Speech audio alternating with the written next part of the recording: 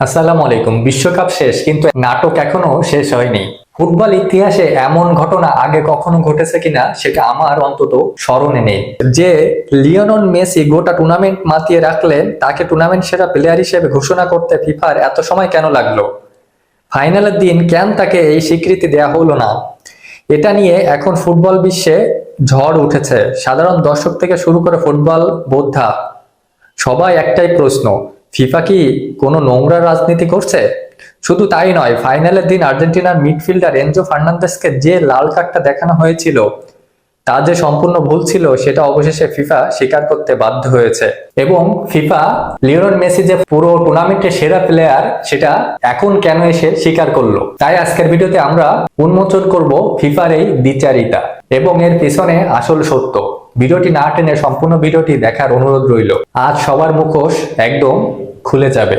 দেখুন, প্রথমে আসা যাক লিওনেল মেসির ব্যাপারে। পুরো টুর্নামেন্টে জাদুকারী পারফরমেন্স করে আর্জেন্টিনাকে ফাইনালে তোলা এবং পরপর ম্যাচ জেতানোর পেছনে যার অবদান সব থেকে বেশি, সেই মেসি বিশ্বকাপের সেরা খেলোয়াড় কেন হলো না? এবং মেসি বিশ্বকাপের সেরা খেলোয়াড় কেন নয়? এটা নিয়ে কোনো ফুটবল প্রেমীর মনে বিন্দুমাত্র সন্দেহ ছিল না। কিন্তু ফিফা কি করলো? ফাইনালের দিন যখন পুরো বিশ্ব অধীর আগ্রহে অপেক্ষা করছিল মেসির হাতে গোল্ডেন বল দেখার জন্য, তখন ফিফা নীরব থাকলো। কেন ফাইনালের দিন এই ঘোষণা করা হলো না? বিশেষজ্ঞ এবং দর্শকদের মতে এটি ফিফার একটি চরম ব্যর্থতা এবং পরিকল্পিত নাটক। ফাইনালে বিশ্বমঞ্চে যেখানে কোটি কোটি দর্শক লাইভে খেলা দেখছিল, সেখানে এই ঘোষণা না দিয়ে এখন এসে মেসিকে সেরা ঘোষণা করা হচ্ছে। এর ফলে খেলোয়াড়দের মানসিকতা এবং ফুটবলারদের প্রতি ফিফার সম্মান নিয়ে প্রশ্ন উঠেছে। ড্রেসিং রুম থেকে শুরু করে মাঠের প্রত্যেকটা প্লেয়ার এখন ফিফার এই খামখেয়ালি সিদ্ধান্তের উপর ক্ষুব্ধ। ফিফা কি তাহলে ফাইনালের রাতের লাইমলাইটকে অন্য কিছুতে ডাইভার্ট করতে চেয়েছিল? সামনে ফিফার নির্বাচন, সেই নির্বাচনকে কেন্দ্র করে ফিফা তাদের প্রতি যে মানুষের দ্বিচারিতা মনোভাব সেটা কি ঘুরিয়ে অন্যভাবে দেখাতে চেয়েছিল? দেখুন, নাটক কেবল মেসির পুরস্কার নিয়েই থামেনি। ফাইনাল দিন রেফারির একটি সিদ্ধান্তে আর্জেন্টিনা শিবিরে বড় ধাক্কা দিয়েছিল। আমাদের সবার মনে আছে কিভাবে মিডফিল্ডার এনজো ফার্নান্দেসকে একটি বিতর্কিত লাল কার্ড দেখিয়ে মাঠ থেকে বের করে দেওয়া হয়েছিল। ওই মুহূর্তে মাঠের প্লেয়াররা চিৎকার করে প্রতিবাদ করেছিলেন, দর্শকরা ক্ষোভে ফেটে পড়েছিলেন, কারণ খালি চোখে বোঝাই যাচ্ছিল এটা কোনোভাবেই লাল কার্ড পাওয়ার মতো ফাউল ছিল না। আর এখন ম্যাচ শেষ হওয়ার পর ফিফা অফিসিয়ালি স্বীকার করলো যে এনজো ফার্নান্দেসের লাল কার্ড দেখানোর সিদ্ধান্তটি ভুল ছিল।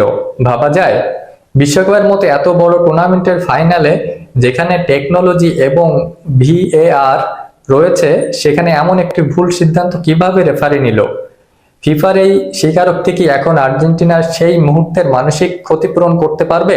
এই ভুলের কারণে যদি ম্যাচের ফলাফল তখন বদলে যেত, তাহলে তখন এর দায়ভার কে নিত?